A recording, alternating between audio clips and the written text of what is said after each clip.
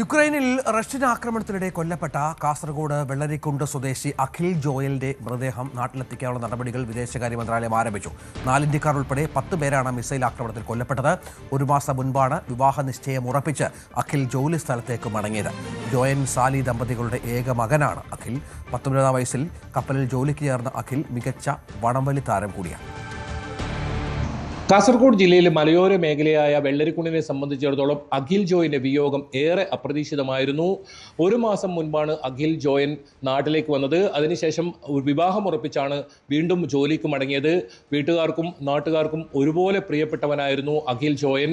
എന്തായാലും അഖിൽ ജോയൻ ഇന്നലെ ഉച്ചക്കാണ് ഇങ്ങനെ കൊല്ലപ്പെട്ടു എന്ന വിവരം ബന്ധുക്കൾക്ക് ലഭിക്കുന്നത്. ഇമെയിൽ സന്ദേശം വരികയായിരുന്നു. അതിനുശേഷം വൈകിട്ടോടുകൂടി അഖിൽ ജോയിന്റെ മൃതദേഹം തിരിച്ചറിഞ്ഞു എന്നൊരു വിവരം കൂടി ബന്ധുക്കൾക്ക് ലഭിച്ചിട്ടുണ്ട്. മൃതദേഹം നാട്ടിലെത്തിക്കാനുള്ള നടപടികൾ വിദേശകാര്യ മന്ത്രാലയം ആരംഭിച്ചിട്ടുണ്ട്. അതോടൊപ്പം ഒരു ചരക്ക് കപ്പലിന് നേരെ ഇത്തരത്തിൽ ഒരു ആക്രമണം നടന്നതിൽ ഇന്ത്യ ശക്തമായി അപലപിച്ചിട്ടുണ്ട്. അഖിൽ ജോയൻ ഉൾപ്പെടെ 10 പേരാണ് ഈ ഒരു ആക്രമണത്തിൽ കൊല്ലപ്പെട്ടത്. ഇതിൽ 4 പേർ ഇന്ത്യക്കാരാണ്.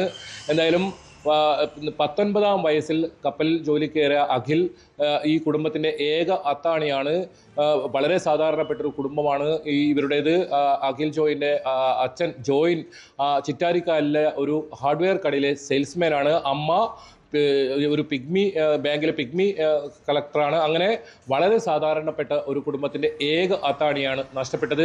മൃതദേഹം എത്രയും പെട്ടെന്ന് നാട്ടിലെത്തിക്കണം എന്നുള്ള ഒരു ആവശ്യമാണ് ഇപ്പോൾ കുടുംബം മുന്നോട്ട് വെച്ചിട്ടുള്ളത്.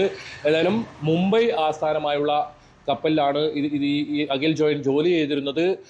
ഇത്രയും വലിയ കാലയളവിൽ കപ്പലിൽ ജോലി ചെയ്യുന്ന അഖിൽ നാട്ടിലെത്തുമ്പോൾ സുഹൃത്തുക്കൾക്കൊപ്പം ഒക്കെ സമയം ചെലവഴിക്കുന്ന സാഹചര്യമുണ്ട്. അങ്ങനെ സുഹൃത്തുക്കൾക്കൊക്കെ അഖിൽ ജോയിനെ കുറിച്ച് നല്ലത് മാത്രമേ പറയാനുള്ളൂ. അങ്ങനെയുള്ള ഒരാളെയാണ് ഇത്തരത്തിൽ നഷ്ടപ്പെട്ടിരിക്കുന്നത്. ഏതായാലും മൃതദേഹം എത്രയും പെട്ടെന്ന് നാട്ടിലെത്തിക്കാനുള്ള നടപടി ഉണ്ടാകണമെന്നൊരാവശ്യമാണ് ഇപ്പോൾ ഇവർ ഉന്നയിക്കുന്നത്. അതോടൊപ്പം ഈ ഒരു വിവരം അറിഞ്ഞ് അഖിൽ ജോയിന്റെ മാതാവും പിതാവും ദേഹാസ്വസ്ഥതയെ തുടർന്ന് ഇപ്പോൾ ആശുപത്രിയിലാണ്. ഏതായാലും ബന്ധുക്കളെല്ലാം വീട്ടിലേക്ക് ഇപ്പോൾ എത്തിക്കൊണ്ടിരിക്കുകയാണ്. മൃതദേഹം വളരെ പെട്ടെന്ന് തന്നെ എത്തിക്കാനുള്ള നടപടി വേണമെന്നൊരാവശ്യമാണ് ഇവർ ഇപ്പോൾ ഉന്നയിക്കുന്നത്.